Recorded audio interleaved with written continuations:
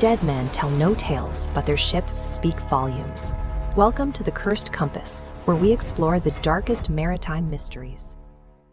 In the open sea, the margin for error is non-existent. Once separated from the hull of a moving vessel, the water becomes an inescapable barrier.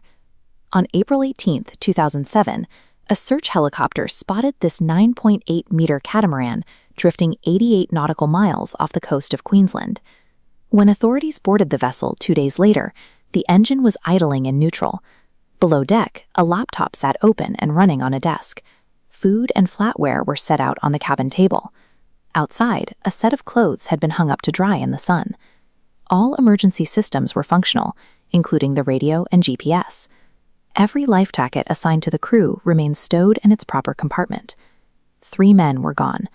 There was no blood on the deck, no signs of a struggle, and no indication that anyone other than the crew had ever been aboard. This wasn't a standard shipwreck. The total preservation of the vessel's domestic life creates a forensic anomaly that mirrors the mystery of the Mary Celeste. Derek Batten and the Tunstead brothers were experienced retired sailors. On April 15th, they left Eerie Beach for what should have been a routine 8-week voyage around the top of Australia. Investigators found a video camera inside the cabin. It contained footage recorded at 10:05 a.m. on the morning of their departure, the final evidence of the men being alive. The footage shows the water is already choppy, yet none of the 3 men are wearing life jackets. Behind the catamaran, a long white rope can be seen trailing dangerously in the water while the boat is under sail.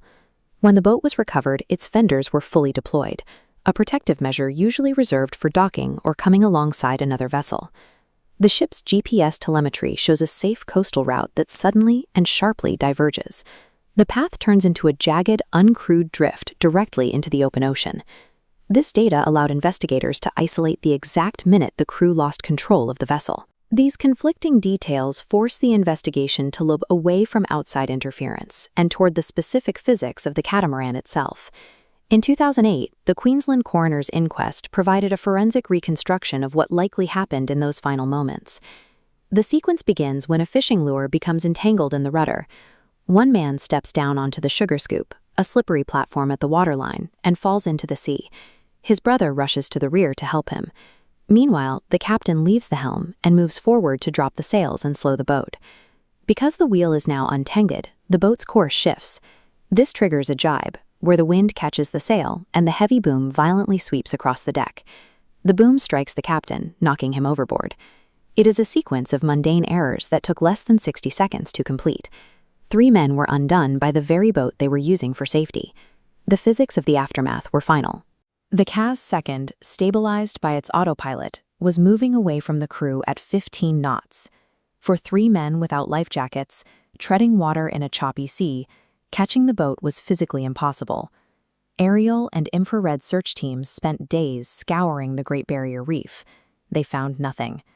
Despite knowing exactly where the men entered the water, the search yielded no survivors or bodies. In a single minute, 3 lives disappeared from a ship that remained perfectly intact.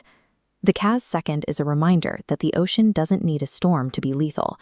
It only needs a boat that refuses to stop.